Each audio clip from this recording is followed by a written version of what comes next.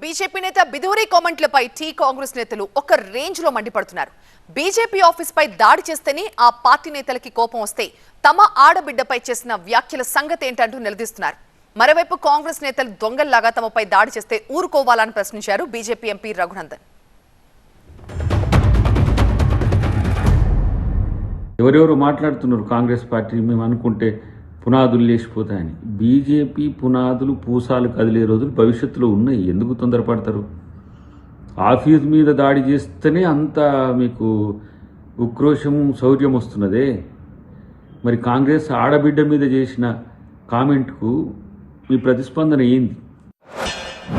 BJP office దగ్గరకు వచ్చి దొంగల్లాగా మా ఆఫీస్ మీద దాడి చేసి కార్యకర్తలు అమాయకులైన కార్యకర్తల మీద రాళ్ళేసి తలలు వలకొడతామంటే మరి మీరున్నారే 3 రాష్ట్రాలలో గింత అంటున్నారు. ఒక్క ముఖ్యమంత్రి కూడా గింత కంటే గింత లేడు.